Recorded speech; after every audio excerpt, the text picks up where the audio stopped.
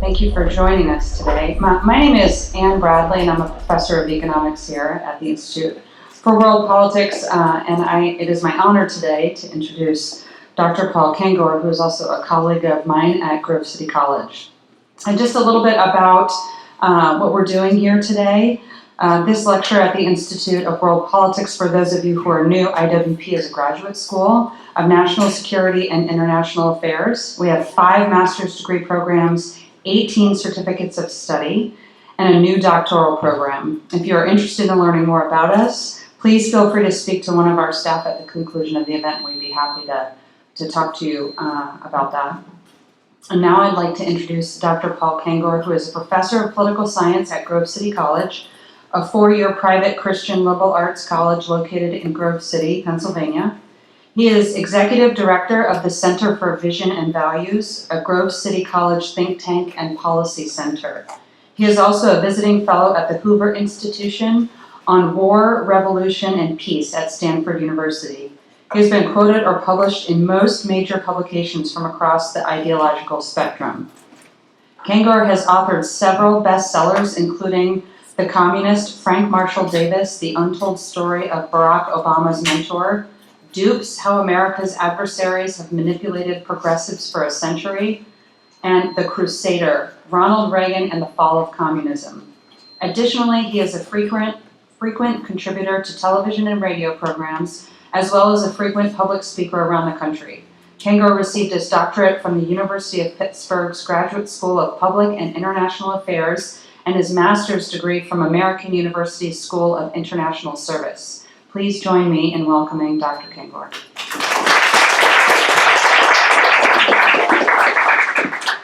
Thank you, Ann. Appreciate that very much. You guys are really lucky to have Ann Bradley here. You really are. And we're lucky to have her at Grove City College as well. I'm going to pull this mic off because I'm going to walk around here a little bit, and I'm using PowerPoint because I thought it'd be good for you to be able to actually see some of the quotes and some of the information that I'm going to share with you today. But first, before starting, I'd also like to thank John Lenchowski, who is the president of this great place. I recommend my students here all the time, and as proof of that, I've got at least one intern here right now. Lindsay, where are you? Put your hand up. Okay, there she is. There's Lindsay. Allison Bimber, who was one of my student assistants, and she now works here full time. She arranged this. She put this together. And the first time that I was here, I think it was in that very back room, and I was here to meet with Herb Romerstein. And Herb's wife, Pat, and daughter are here today. So I'm honored by their presence. I did not expect that. And in fact, when I went to call you yesterday, Allison, and your name at the bottom of the thing is Institute of World Politics, address, phone number. I clicked the phone number, and my ID thing on my phone popped up that said Herb Romerstein, because that's apparently the number that I still had for Herb, as well as his home number and so forth. So it's great to be here. Thank you for inviting me. Great place. So my talk here, A Politically Incorrect Guide to Communism, and I've got about, I think, 30 slides, something like that. And it's a shameless capitalist promotion there for my books, if you don't mind, comrades, right? So, but this is where some of the information in these books is sourced in these different books. Politically Incorrect Guide to Communism, Take Down Dupes, which I dedicated to Herb. I dedicated to Herb and also to Arnold Bishner, who passed away a few years ago. And the book, The Communist, which is based on Frank Marshall Davis, who was Barack Obama's mentor.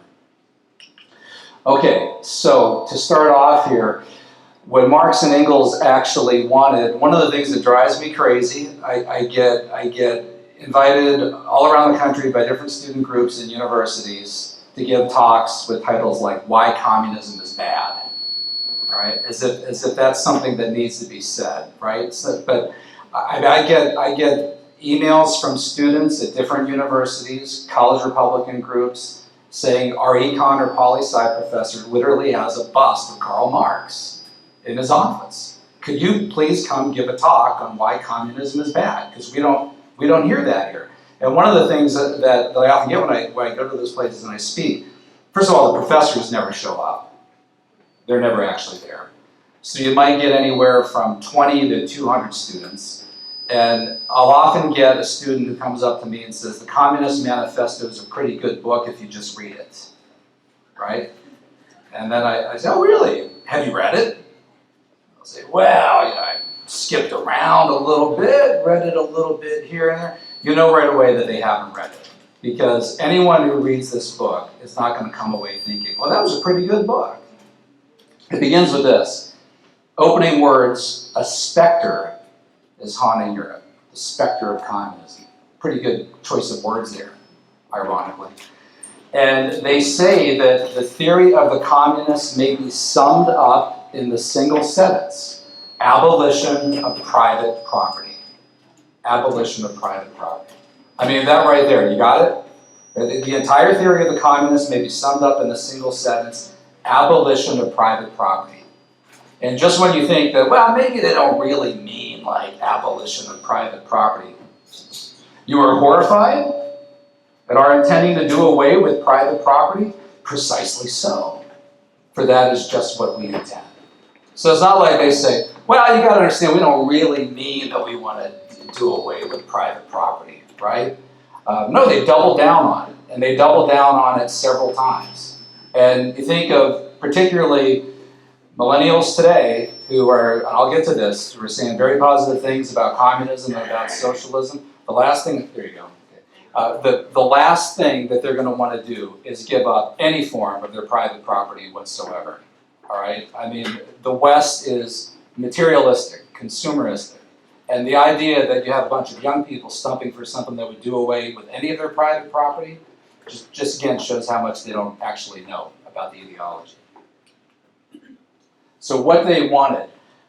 Marx said that communism represents the most radical rupture in traditional relations. It's quite a statement. He said that his views on property stood contrary to, quote, the social and political order of things. That's why this is a totalitarian ideology, which is about a true, literal, fundamental transformation of human nature. And they knew that it was. They understood that, right? I mean, they got that. They knew it. They didn't think they were just tinkering around on the corners and the edges with some. I mean, they knew that this was a really radical thing that they were pursuing here. Communism seeks to, quote, abolish the present state of things. It's a very good line, which applies to, frankly, a lot of the progressive movement. Where all that you really know about a lot of the secular, in particular progressive movement, is that they're always progressing onto something else. They're breaking away from the things of the past, from moral absolutes. They're taking a radical rupture from traditional relations, and all they really know is that they're changing, they're progressing, they're evolving. So they might have a position on something 20 years ago, and give a really obvious cultural example. The entirety of the Democratic Party and liberal movement supporting the Defense of Marriage Act, defining marriages between one man and one woman in 1995. And then 20 years later supporting Obergefell, which redefines marriage. And so in 20 years, they completely reversed themselves. So if you ask them, where would you stand in 2035 on marriage? The best answer would be, we don't know. We'll tell you when we get there. Because all that they really know is that they're changing.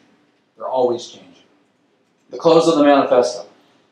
Communists everywhere support, this is an amazing statement, isn't it?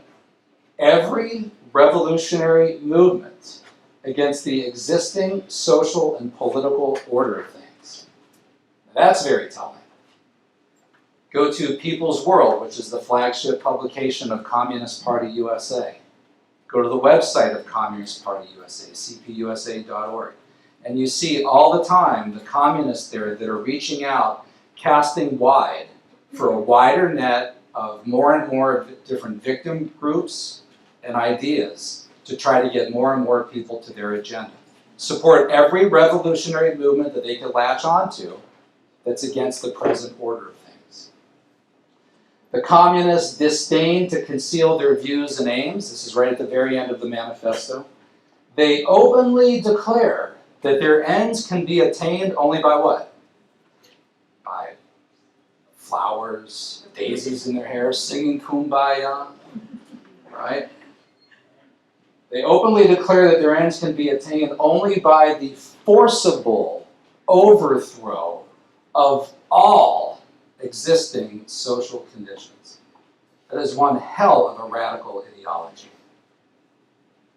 Marx called for, and this is a letter from 1843, the ruthless criticism of all that exists. This is a really radical idea. And a really radical ideology. These aren't small steps. Marx and Engels' 10-point plan. I hear this all the time. Well, they were kind of vague. They didn't really say what they wanted. Communism, they're talking about sharing, redistributing wealth, some collectivist ideas. Marx was pretty ambiguous. In some degree, he was ambiguous, but also in different spots, Marx and Engels were very, very specific. And there's actually a 10-point plan in the Communist Manifesto. Point 1, abolition of property in land and application of all rents of land to public purposes. So again, that abolition of property thingy. 2, a heavy progressive or graduated income tax. That's kind of interesting. That's 1848. When did we get our permanent progressive graduated income tax? Anyone know? 1913, right? They had to amend the Constitution, correct? Which amendment? Someone said 16th Amendment. I remember I was at the Reagan Library reading through old Reagan speeches from the 1950s, and he said our progressive income tax is straight out of the Communist Manifesto. And I thought, oh, that's an exaggeration, isn't it? I mean, that's got to be kind of crazy, red-baiting, anti-communist stuff by Reagan. And yeah, after 8 years of graduate school and undergrad, I've never actually read the Communist Manifesto. And then when I had to teach it, and I actually had to read it for a change, I said, well, look at that. Any progressive or graduated income tax. Reagan had that one right. 1848. That's what, almost 70 years before we got ours. 3, abolition of all right of inheritance. I bet that would be real popular with college kiddies that are advocating for communism, right? Go up and tell them that they're not allowed to have their inheritance. It's going to go to Uncle Sam or Big Sis, who will then redistribute it to the masses equally, right? You don't get any of it, but they love that. I'm obviously not including all 10. 5, centralization of credit in the hands of the state. It's a terrible idea. By means of a nationalized bank with state capital and an exclusive monopoly. My Austrian economics, free market people here, it's nice. Just love that, wouldn't you? 6, look at this. Centralization of means of communication and transport in the hands of the state. That is huge. I mean, all communication and transportation, centralizing and control of the state, like railroads, trucking, right? Boats, airplanes, aircraft, all forms of different communication. I mean, talk about a radical rupture in traditional relations. Oh, it's really a pretty good book if you just read it. 9, this is my favorite. Gradual abolition of all the distinctions between town and country. You didn't know this was in here, did you? By a more equitable distribution of the population over the country. These guys were such totalitarians that they wanted to redistribute people. Not just people's property, but people. Look at the beginning of the killing fields about Cambodia, and everybody's being evacuated out of the capital. And somebody once told me, oh, that's not communism. I wouldn't support that. Well, they're sending people out into the countryside for a more equitable distribution of the population. I mean, you're going to move people like that, not just their property, people.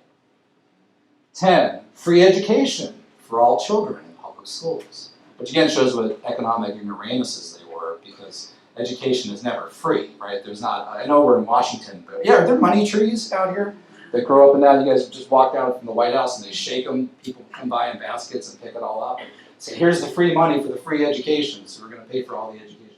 Free education for all children in public schools. Now, Marx and Engels, they said right there, among these 10, of course, in the beginning, this cannot be effected except by means of what? By singing Kumbaya and handing around flowers and bouquets. No, by despotic inroads. as in despotism, which means tyranny. Right? They knew that. I mean, my 6-year-old daughter, Gianna, could tell you they'd have to start killing people in order to do this. They knew that. They'll take away your guns and round you up, send you out the door. You have to. People aren't going to lay down for this. War on home education, religious education. This is right out of the manifesto. Do you charge us with wanting to stop the exploitation of children by their parents? To this crime? No. We don't need that. We don't need that. No. To this crime, we plead guilty. But you will say we destroy the most hallowed of relations when we replace home education by social. It's one of the first things that the Bolsheviks did. They banned home education. They took all religious education from the Russian Orthodox Church and provided free education for all children in public schools. They were going by the book. Marx blasted the disgusting bourgeois claptrap about the family and education and the hallowed correlation of parent and child. Right? The child would be the child of the state, not the parent, the state. The state. Marx and Engels on race. Carnegie Mellon University down the street from me, about an hour away in Pittsburgh, they're celebrating Marx at 200 this year, the 200th anniversary of Karl Marx, which the director of the Dietrich School, William Scheiner, says is to celebrate the great man. And they have about a dozen different lectures that are being put on. None of them are going to talk about anything like this. It's a celebration of Marx. Marx flung the N-word effortlessly. In his writing, it's littered with epithets like greasy Jew, little kike. Sorry about these words. I probably shouldn't even repeat some of them. You can read it for yourself. Marx to Engels on Ferdinand Lassalle, July 30th, 1862, private letter. It is now perfectly clear to me that as the shape of his head and the growth of his hair indicates, he is descended from the Negroes. And then he goes on here to give a very evolutionary statement about the union of Jew and German on a Negro base and an extraordinary hybrid. I won't read all very offensive stuff. I guarantee you they're not talking about that. This is ironic too. Our modern liberal universities are obsessed with race. They're tearing down statues of Confederate generals. And yet they get away with celebrating Marx and Engels, and they don't mention any of this stuff. How does that happen? Right? For any founding father, I mean, they crawl under every rock to find a letter like this, or to find out if he owned a slave. And if so, he's toast. And these guys have statements like this throughout their writings. Marx's son-in-law, Paul Lafargue, was partly Cuban. So because of that, Marx referred to him as Negrillo, or the gorilla, as he called him. By the way, his son-in-law committed suicide in a suicide pact along with Marx's daughter. One of two of Marx's daughters committed suicide. Engels on Marx's son-in-law, and here Engels is deducing the same thing, that Paul possessed 1/8 or 1/12, you can read the rest of the line there, and he was asked to, this poor guy had applied for, he was a political candidate for a council in a Paris district that contained a zoo, and he asked for a letter of recommendation from Engels, and you could see what Engels said in recommending him, that given that the zoo is in that district, he'd be a perfect person to be in control of it, right? You can see what it says. It's very racist, and they get away with all of this. Marx, on the Jewish question, he actually wrote that. Marx was ethnically Jewish, too. What is the worldly cult of the Jew? Haggling. What is the worldly god? Money. Money is the jealous god of Israel before whom no other god may exist. The bill of exchange is the actual god of the Jew. This is some of the most anti-Semitic stuff you can see from anybody. The Jew, said Marx, had become impossible. The emancipation of the Jews in the final analysis is the emancipation of mankind from Judaism. Wow. Find one statement like that in the writings of Donald Trump, right? Just one. And he's done. They hated religion, of course. Marx called it the opiate of the masses. Marx said communism begins where atheism begins. Lenin, all worship of a divinity is a necrophilia. There is nothing more abominable than religion. The communist revolution, they wrote in the manifesto, is the most radical rupture with traditional relations and traditional ideas, again, of which religion is certainly part of that. War in the family. Marx wrote a letter to Engels saying, "Blessed is he who has no family." Kind of a curious take on the Beatitudes there. I think they missed that one Jesus did in the Sermon on the Mount. Abolition of the family, they wrote in the Communist Manifesto, exclamation mark. Even the most radical flare-up of this infamous proposal of the communists. So in 1848, the communist notion of the abolition of the family was already an infamous proposal of the communists. That's how well it was known that the communists were against the family. Marx said it is not possible to speak of the family. All right, so here we go. The Bolsheviks, they take the blueprint with this. They put it in place. We got, who do we have there? Stalin, Lenin, and Trotsky. So they take over the coup October, November 1917. Russian Civil War follows 1918 to 1921. According to historian W. Bruce Lincoln, about 7 million Russian men, women, and children died in the Civil War between the Bolsheviks and the Mensheviks. 7 million. By the way, that's following World War I, where Russia had lost more people than any other country. And though they were on the right side, the winning side, they withdrew because the Bolsheviks took them out. So they didn't get any of the fruits of victory in World War I. So they lost the most people in World War I. Didn't even end up on the winning side. Instead, they get these guys. Then they end up with a civil war from 1918 to 21 that kills 7 million people. Just massive bloodletting. Communism instantly went global. They tried to go global because that was the point of this all along. Marx had said in 1850 to the Communist League, "It is our interest and task to make the revolution permanent, not only in one country, but all the leading countries of the world." Which is why our government, when people became sworn members of Communist Party USA and swore loyalty oath to Stalin's Soviet Union, cared. That's why guys like her, right, worked for groups, Congress testified, saying this is why this is a threat. Because they don't want this in just one country. It'd be bad enough if they were just doing it in Russia. They want this all over the world. The goal is a worldwide revolution. Lenin, our victory will be a lasting victory only when our undertaking will conquer the whole world. Because we had launched it exclusively counting on world revolution. When Reagan was reading quotes like that in the 1980s, I can show you that in dupes, New York Times and others were attacking him. Oh, Lenin didn't really say this stuff. He didn't really say this. We got right here the Soviet propaganda departments saying that he never actually said this stuff. Guys like Herb and others dug the stuff out, pulled up, showed, yeah, Lenin said it. Here it is. Lenin, March 1919, Party Congress. This was the launch of the Comintern. More on that in a minute. We live not only in a state, but a system of states, and the existence of the Soviet Republic side by side with the imperialist states is what? Is okay. We're agreeable people. We're nice people. We'll sing Kumbaya, hold hands. No, is unthinkable. In the end, either one or the other will, again that word, conquer. And before the result, a series of, what does it say? Horrible conflicts between the Soviet Republic and the bourgeois states is unavoidable. Horrible conflicts, unavoidable, conquer the whole world, exclusively counting on world revolution. This is a dangerous idea.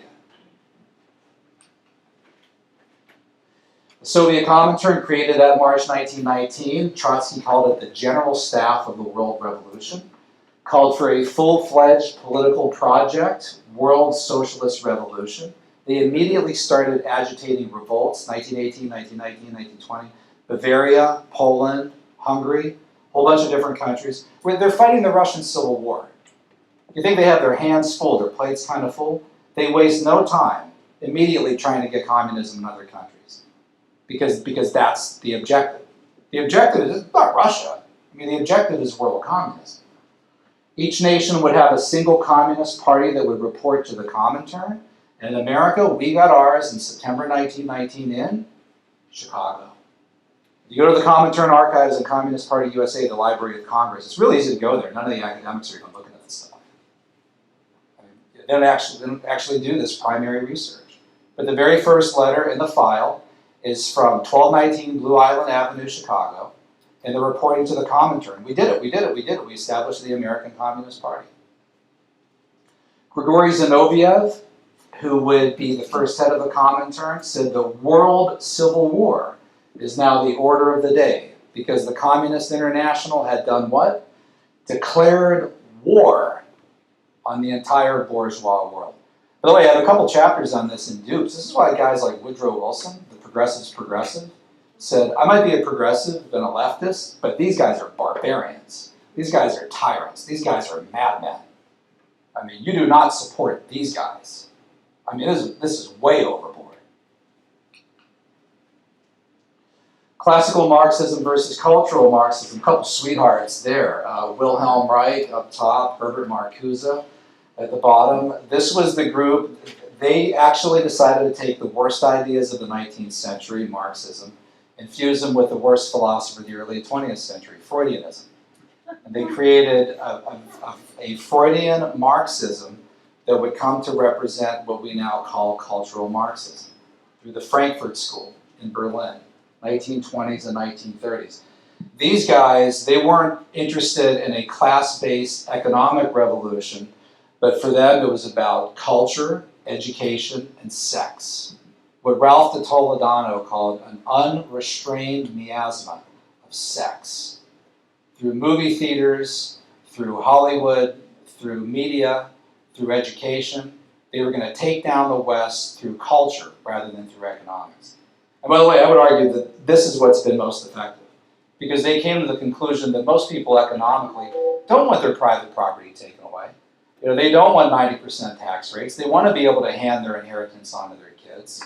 So if you really want to take down the West, this is the way to do it.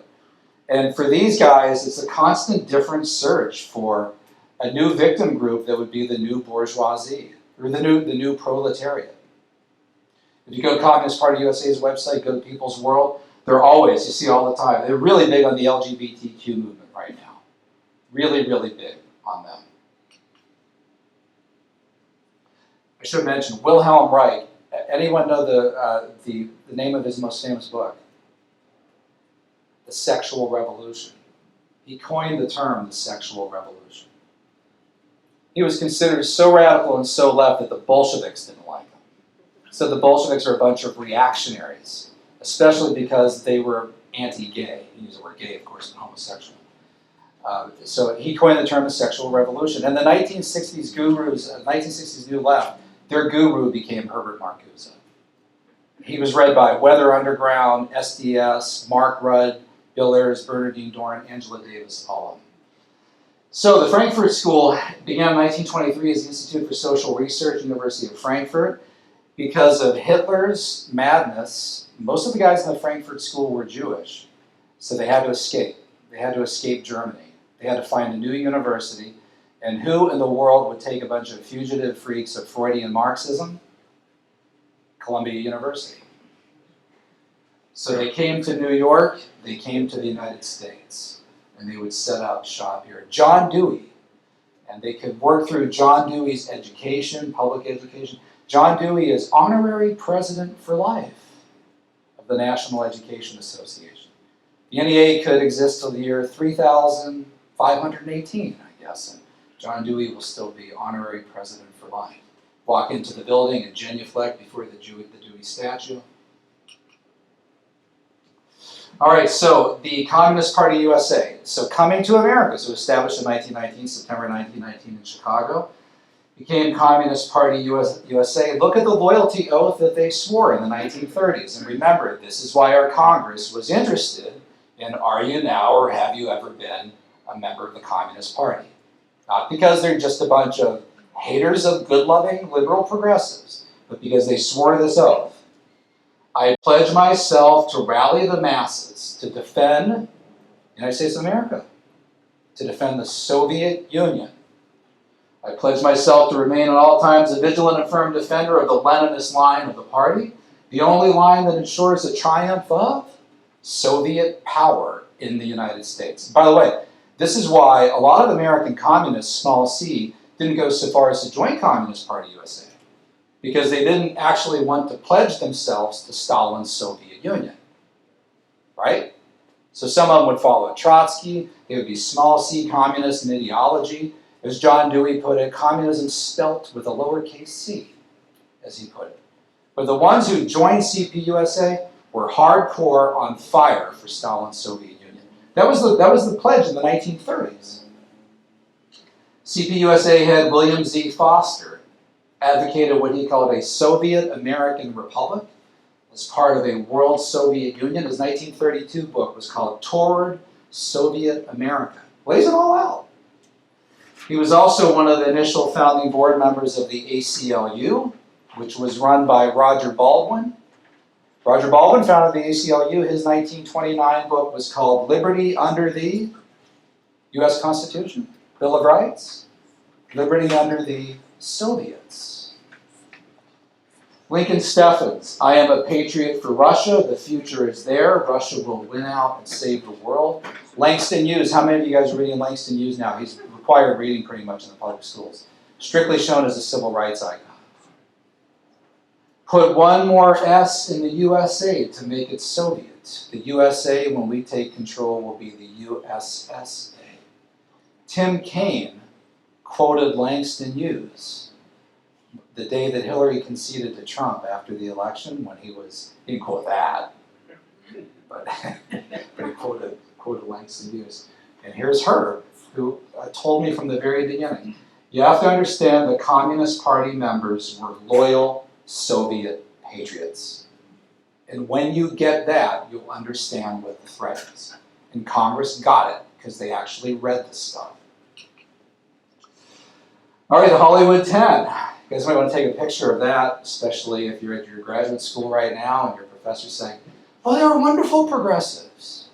We'll show you a nice movie about Dalton Trumbo when we meet in the next class, and you can see how the fascists at HUAC attacked poor Dalton Trumbo. They were just good liberals. They testified in October 1947. When they got there, Congress had all their 5-digit CPUSA numbers, one right after another. Every single member was a CPUSA member. And John Howard Lawson, when he got there, that's him, that's a picture of him. And they showed his CPUSA number, he just started screaming, fascists! Nazis!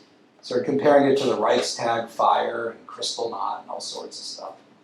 So marched out of there, stormed out of the place. He was busted.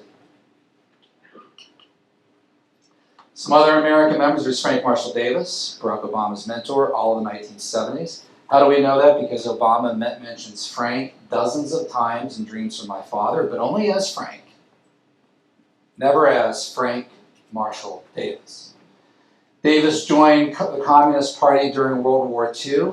When he got to Hawaii, their underground code word for the party was the church.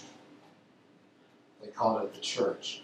The CPUSA number 47544.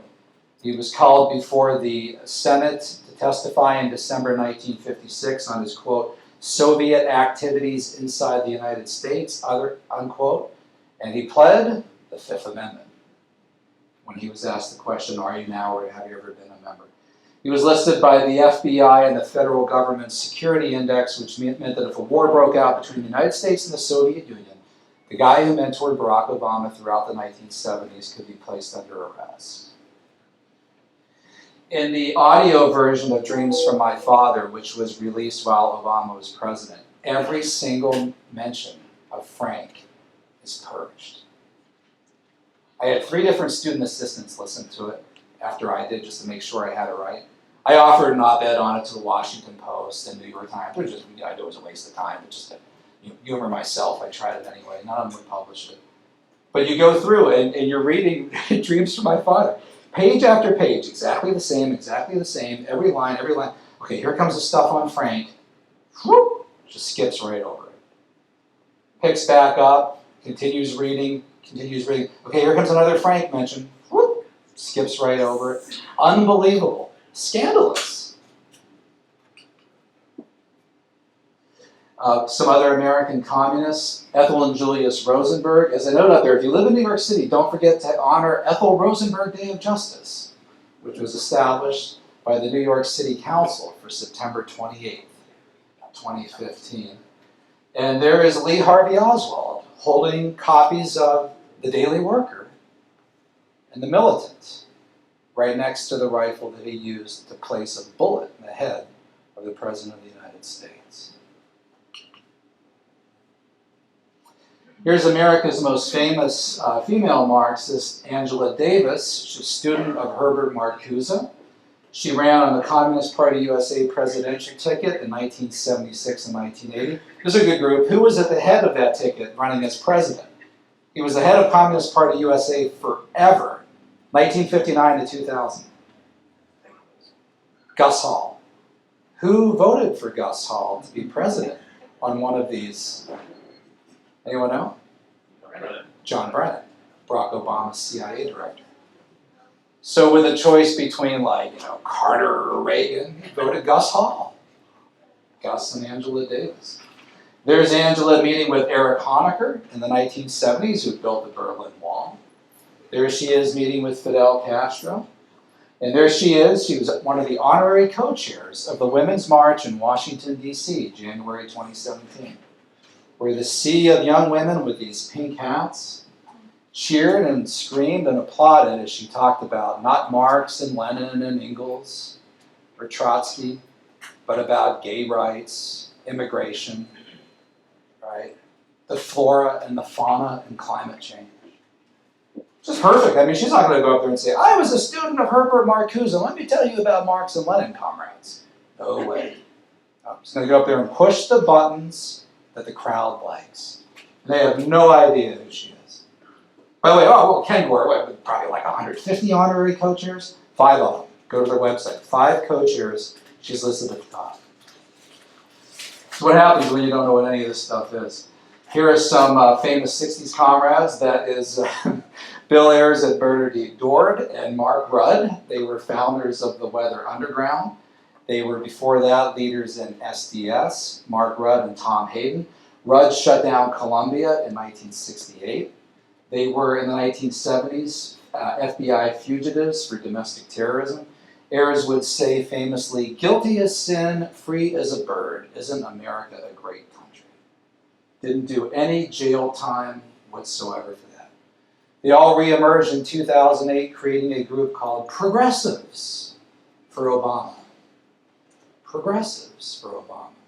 Jane Fonda, Tom Hayden, Michael Klonsky, a bunch of communist progressives for Obama. Rudd said, Che was our hero, who he called our revolutionary martyr and saint for the coming funeral of the United States of America. They are all now in education. And Bill Ayers, University of Chicago, University of Illinois, Education Department, University of Illinois, Chicago. And he's now writing books published through Columbia Teachers College on teaching social justice.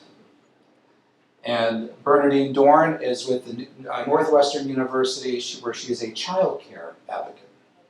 And if you know about her and the 4 finger salute, and what happened with the Weather Underground, I could talk about that later, and it's really probably too much. It's awful. Meet Che and Fidel, 2 vicious commie thugs who wanted to blow up the world. There they are. I think are they lighting a bomb or a cigar there? I'm really not sure. Probably lighting a candle, right? And there is it's a couple of notes on them. I'm watching the clock. I'm taking too long. Fidel and Che, they actually wanted to launch the nukes in October 1962. And didn't they know that this would lead to nuclear Armageddon if they had launched nuclear missiles from Cuba against the United States, which in return would nuke Cuba, and then the Soviets would nuke us, and we'd nuke the Soviets, and then Western Europe? Didn't they know that? Yeah, they did, which is why they wanted to launch them. And the Soviets, Nikita Khrushchev, they called like a literal late night, midnight meeting on a Sunday in Moscow, and Khrushchev was told, these people actually want to launch the nukes. And Khrushchev said, get them out, get them out, get them out immediately. Take the missiles out now. Take them out now. One of the Soviet officials said to Fidel, we see how you want to die beautifully. We don't think it's worth dying beautifully. But as they put it, Che wanted to pull the temple down on its head. They wanted to go up in a giant mushroom cloud. Che, the great enemy of mankind, the United States of America. Che oversaw as many as 2,000 executions at La Cabana, the execution pit, ancient Spanish fortress that was on Cuba. He actually had a wall removed so he could look out the window when he couldn't be down there for the executions himself, so he could watch the executions from up top. Described himself to his wife as bloodthirsty. Between 1959 and 99, about 100,000 Cubans, according to the Black Book of Communism, the Harvard University Press book, about 100,000 have attempted to swim from Cuba all the way to the United States. Swim or float. Depending on where you're leaving, that's about 70 to 100 miles. Cuba is a surreal, look at satellite photos of Cuba and you'll see an island without boats. Because people take the boats and leave. The fishing industry is completely controlled, if not shut down. Talk to anybody who lives there, they don't eat fish, they eat chicken. It's an island that doesn't eat fish. People aren't allowed to fish. People aren't allowed to swim at the beaches. I talked to a girl last semester at my school who said that there is now some swimming on the beach that's allowed. Because they're afraid that if you start to swim on the beach or if you fish, you'll jump in the water and start swimming 85 miles. That's how crazy it is. And compare that, about 100,000, probably 30 to 40,000 have drowned. Compare that to the number 0, which is the number of Americans, including Michael Moore and all the liberals who talk about how wonderful the healthcare and education is in Cuba. That's the number of Americans who've tried to swim to Cuba. 0. 0. All right. I got to go a little faster. Black Book of Communism, the Harvard University Press book. Here is the Butcher's Bill. I thought I'd put a picture of Lenin next to this. That's Lenin today. Victims of Communism Memorial Foundation, like Harvard University Press, estimates about 100 million people killed by communist governments. Professor Martin Malia, of late Professor Cal Berkeley, called it the most colossal case of political carnage in history. That 100 million is a conservative figure, is it not? They list only 20 million for the USSR. Alexander Yakovlev, who was Gorbachev's chief reformer, said that, quote, Stalin alone annihilated 60 to 70 million. And he was given the job in the 1990s of counting the skulls, trying to come up with a number. China has the most, 65 million. Latest numbers on that, probably over 70 million, right? Vietnam, North Korea, 2 million and counting, right? So it's probably closer to about 140 million, frankly. And as a source of comparison, Hitler's genocide was about 10 million, about 6 million Jews. Then about 4 million others that he deemed misfits and undesirables. You've got to take the total people killed in World War I and World War II, combine them, 2 deadliest wars in history, and then double them to get close to the number of people killed by communist governments in the 20th century. It's unbelievable. I mean, that should permanently doom forever any ideology. There should be no advocates of it anywhere teaching it. Just by that mere figure alone. Should kill it, right? Pun intended. All right, any good news here, Dr. Kengor, Dr. Death, right? They call me Dr. Death. I said, yeah, we win and they lose. The good news is in 1989, this was defeated. Soviet communism was defeated by folks like this, John Paul II, Ronald Reagan, Thatcher, Yeltsin, and Gorbachev. I give Gorbachev a lot of credit for this. Václav Havel, Lech Walesa. I think Walesa is the only one still alive. Gorbachev as well. We win, they lose. Or wait a second, did we? This is a West Point cadet at graduation with a Che Guevara t-shirt. Che, who called America the great enemy of mankind. A West Point cadet. West Point cadet. Did he get expelled? I don't know. Graduate. Yeah, but his family's actually near me, where I live, and I know someone who knows his father is very upset about this. He learned this at college, and you think that West Point would be a safe place to send your kids? No, the professors there, by and large, the same professors that come from the same institutions at most places. I mean, you gotta be super careful about where you send your kids to college. Many youth are saying that they prefer socialism to capitalism. 1 in 4 Americans believe George W. Bush killed more people than Josef Stalin. I was going to mention that. Somebody said that to me. Incredible. Really amazing.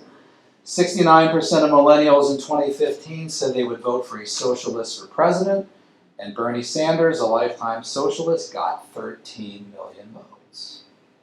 Donald Trump got a record for Republicans in a primary, 14 million. Bernie, lifetime socialist, right behind him, 13 million. Cultural Marxism now dominates our universities under the name critical theory. Go to Occidental College, where Obama went as an undergrad. They have a department of critical theory and social justice. And it even says that they teach their cultural Marxism, intersectionality, all that stuff. It's cultural.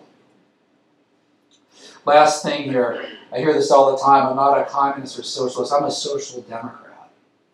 Or I'm a democratic socialist. Look, Lenin, Trotsky, and Stalin were part of the Russian Social Democratic Labor Party. Before, in 1903, they met and split into the majority and the minority. The majority called themselves what? The Bolsheviks. And the minority, the Mensheviks. Herbert Marcuse called himself a social democrat. Read Lenin on the State and Revolution. He writes all about democracy all the time. So it depends on what you mean by these actual words. But and to be fair, if you talk to 10 different socialists and ask them for 10 different definitions, you might get 10 different definitions, right? That have little in common. Although by and large, they typically say that they believe in the common ownership of the means of production. That's kind of the standard definition of socialism. Right now, the DSA, the Democratic Socialists of America, are claiming that they have about 45,000 members. And in the current election, they've had a number of victories, including Alexandria Ocasio-Cortez. And in my neighborhood, south of us, in the Pittsburgh area, Summerlee and Sarah Innamorato beat the Costa boys, who are like traditional Democrats. And they're both DSA. And they're going to win, because the Republicans not going to beat them. So they're claiming a membership surge under Donald Trump. And I don't know, they're self-reporting that they have 45,000 members. I don't know way to verify it, but it wouldn't surprise me if it's true. Communist Party USA is also claiming a membership surge, and John Bachtel, the head of that, said that they now have about 5,000 members. So the surge from what, like 4,700 to 5,000 or something like that? But DSA is increasingly a force to be reckoned with. They call themselves the leading socialist party group in the United States. People's World, go to People's World. They far more often describe themselves as progressive instead of communist. Democratic Socialists of America. All right, how to respond. Fight back with truth, and I say have some fun with it too. Let the dupes and useful idiots know that they're dupes and useful idiots. Do you see what those shirts say? They're not actual Che shirts. Communism killed 100 million people, and all I got was this crappy t-shirt. So I want one of those. I want one of those. All right, good enough. I'll stop there. I'll take any questions that you have. Thank you.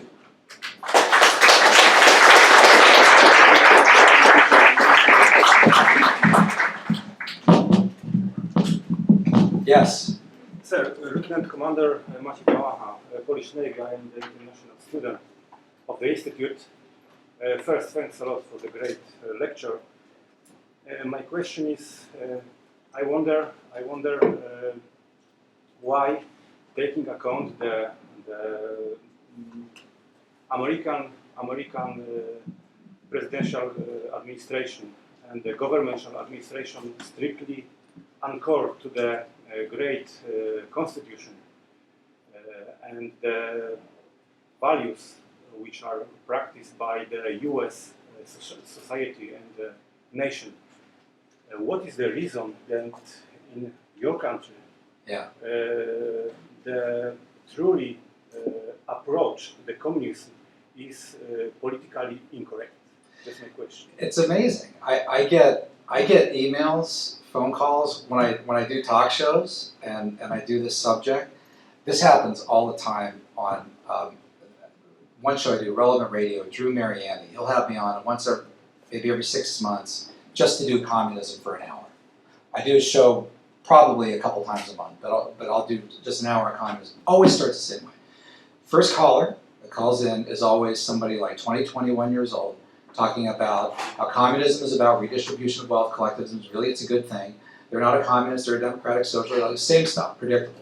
And then we'll typically take a break, and then Drew will say, the phone lines are lit up. I've got a Vietnam boat person from California who's calling in. I got a Polish, somebody who lived in Poland, came here in 1989 calling in. Somebody from Romania from 1991. He left, somebody from China, and these people call in tears that they've come to this country to escape communism. And what they're really upset about is that they sent their child, because you think about the age of these folks, if you left Romania in 1992, and you were like 20 years old and you had a baby, a kid, right? That kid's in college now. So they sent them to what they consider the best universities in the world and the best country in the world, and they assume that they're going to learn anti-communism. They're going to learn about America and the founding, and they learn just the opposite. And they are really upset about this. Victims of Communism Memorial Foundation, that's why they built that, as like a communism, not counterpart isn't the right word, but there's the Holocaust Museum, right, to honor the victims of Hitler's madness, and then but we need a memorial to communism to note all of those victims as well, right? Caroline works there. So yeah, it's crazy. Another example, I could give example after example like this. I was speaking in Grand Rapids, Michigan last semester, in the spring semester. And I went back to the hotel, and there was a girl at the front desk, really nice, and I was talking to her, and she said, so what are you here speaking about? And I always hate answering these questions, right? And I was like, well, I'm just, people sometimes push and push. And one time I was at a playground with one of my kids, and I'm holding a book and pushing the swing, and one of the moms is like, what are you reading? And I said, never mind. No, come on, what are you reading? Oh, Marx and Satan. How nice. Me at the playground with my kid, right? But anyway, so this girl at the counter, I told her, I said, well, I'm here to speak on, I'm just going to say it, I said, on the evils of communism. And she said, oh, and she was from Kazakhstan. And she said that, and she was going to the local university, right in Grand Rapids, right down the street there. And she said, I think communism would probably work pretty well. It just hasn't really been tried right. And I was just ready to just walk to the highest balcony and jump off. And I'm thinking to myself, your parents survived the USSR, of all things. And you believe it just hasn't been tried right? It's just frustrating. But Anne, right, we're up against 99% of the universities. There may be 20 to 30 safe spaces, right, to send your kids.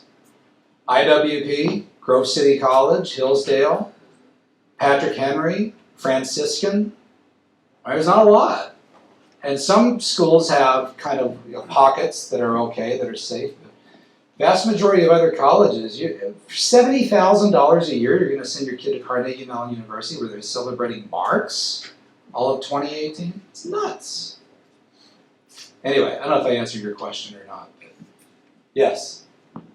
Is there a line between socialism and communism, or is it really two words for the same? Yeah, I could have said a lot more of that, thank you.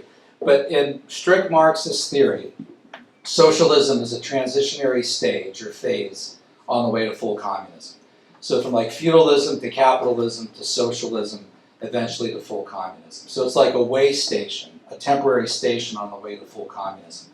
So really, it's in that sense, it's a matter of degree. However, where this gets really muddy is that a lot of communists call themselves socialists, and vice versa. In fact, USSR, right, the second S in USSR was socialist. Brezhnev in the 1970s, they were pursuing what they called real socialism. And if you read Pravda and Izvestia and some of the other publications, they referred to themselves as socialists far more often than communists. And again, you go to People's World, CPUSA today, People's World very rarely uses the word communist. They usually use the word progressive as well. When I was doing the book Dupes, I had I got this from Herb, I think, the Guide to Subversive Publications in the United States, 1961. And it's this big, massive document. Also, there's another that Stan Evans used a lot, 1943. It's called Appendix 9. It's a 3-volume set, about 2,000 pages. If you go in the index of these, you'll see the most common word in the index is progressive. And a lot of that is because communists would call themselves progressives and come up with phrases like the front groups like the Progressive Citizens of America that even Reagan spoke to. Reagan had been duped by this. And they would use that to attract wider liberals and progressives, not really telling them in full that, well, we're closet communists running this organization. By the way, I'm writing a piece on this for American Spectre. It might even be up today. I think we're going to post it this week. Do you guys know a case of progressives directly working with the Kremlin to meddle in a presidential election with their actual own candidate? You know that actually happened? Anyone know what year? 1948. 1948. The Progressive Party. They ran Henry A. Wallace. And the guys running the campaign were communists, working with the Kremlin. But they didn't call themselves Communist Party. They already had one of those. They called themselves Progressive Party. And so the idea there was to use the progressive label to go out and advance an actual communist agenda. And Bernie Sanders, somebody last year, 2016, asked him, okay, socialists believe in common ownership of the means of production. How would you deal with that? In other words, like, what all would you want to nationalize? And that's a good question. You should ask this to people. Say, okay, you're a social democrat. You're a democratic socialist. All right, what tax rates do you want? Give me a percentage. 70%, 60, 50? On what income groups? How much of inheritance would you take? 50%? 75%? On what? On property? On people with income? People that leave money, $200,000? Ask them these questions. What all do you want the government to own? We know you want government to have health care. All right, okay, there's one. Communication? Transportation? What else? I mean, hold on. Alexandria Ocasio-Cortez just did an interview with this, with the new firing line girl, Margaret Hoover, who tried to pin her down on some of these questions. And she either wasn't giving answers or hadn't really thought some of it through completely. Yeah? I'm a new student. My grandparents were victims of communism in the 1970s. Which country? China. China? Yeah, we got Hans region. And I want to know that why the American education system and media and the think tanks, why don't they try more to raise the awareness of the danger of communism among the American general public? Why don't you give lectures, this kind of lecture, before 3 or 4 years ago? Right. Because the Chinese Communist Party, they have tried all their best to promote and prevail Chinese communist ideology the whole world. Yes. Yeah. Well, I've been doing it for over 20 years. I can tell you that. And we saw this coming. Right? Some of the people in this room, with the end of the Cold War, we were banging a drum throughout the 1990s, saying they're not teaching this stuff in the schools. They're not teaching this in the schools. And K through 12, which is even odder because it's kind of a breakdown of history, civics teachers in K through 12. I mean, I've got a bunch of former students teaching, got lots of friends in the public schools. I mean, no one's ever done a survey, but I bet it's like 50-50 Democrats and Republicans, conservatives and liberals. But what do they use as their source material? They use textbooks written by college professors. And a lot of times in these books, I did a review of 20 of the most popular civics texts a few years ago for Wisconsin. And with a lot of them, it's not even what they say, it's what they don't say. It's the sins of omission. You'll never see anything that I said here in any of those books. So they have a bit, one of the books had 2 pages on the internment of the Japanese in World War II, which was, and then the rest of the World War II stuff was like 1 page. By the way, there's no mention that FDR did it, or of the executive order, or anything like that. But there was nothing on the Gulag. They'll give numbers of World War II deaths. They'll give the figure of how many people Hitler killed, but they don't give any figures on what any other leader killed. Fidel Castro, they don't give any numbers on Castro. They don't say things like fishing is banned, that 100,000 people have tried to escape by swimming. None of that information is included. And that's the stuff that the teachers use that they then teach the students with. So, yeah, it's a tough situation. Last question. All right, one more question. Go ahead. Yes, Steve Allen, Capital Research Center. We've actually got a little great. cartoon and an article going back to the Henry Wallace campaign in 1948 and the history of Russian meddling. My question is 2 quick questions, I think. One is, you mentioned the comparison of the audio version of Dreams of My Father Right. with the print version. I remember a bunch of us trying to track down the first edition of the print version, and I didn't know if anybody had ever done that, to your knowledge, actually found that, so that we can compare the first and second editions, the first being written before he launched his campaign. Yeah, that's a good question. I'm sure you can easily get it though. We Probably from a tried. library. They were scooped up everywhere we looked. One was offered to us for $5,000, which we didn't have. Wow. So anyway, and then the other Interesting. question, regarding the intelligence agencies, I've picked up intelligence agency training. That's things like critical thinking, which amounts to don't just read the Washington Post and the New York Times, also read To Get Balance, The Nation, The Progressive, and Right. Mother Jones. Yeah. And I've seen where they've been recruiting for the intelligence agencies from groups like Unity, Journalists of Color, which is a far left group. Yeah. Any thoughts on how the intelligence agencies have been taking in people who don't know the things that you've been talking That's part of the problem. And by the way, that's the complete opposite of good intelligence work. You should read everything. I mean, the reason that I know all this stuff, I mean, I'm a conservative. Why would I be reading Communist Manifesto and so forth? Well, because I want to know what they actually believe. So every week, I check People's World and Communist Party USA probably 2 to 3 times a week. I don't do it every day because the content doesn't change that much for those. But, I mean, when I get up in the morning, I read probably 10 to 20 different publications. Everything from Fox to the Washington Post to the Drudge Report, right? Breitbart to the New Republic. You have to read it all. And that would be my advice to any student anywhere, is read all of that stuff. When I was an undergrad, so you didn't mention where I went as an undergrad, that's good. But we didn't read any of the primary sources. We didn't read any of this stuff. Of course, I've got students who could tell you that they've been through law school without reading the Constitution. So, oh yeah. Oh, that happens. That absolutely does. So, yeah, that would be a good. That's a good form of advice that I should give more often to younger people as well. Is just read everything. Read all sides. All right, I think I have to stop. Thank you. Appreciate it.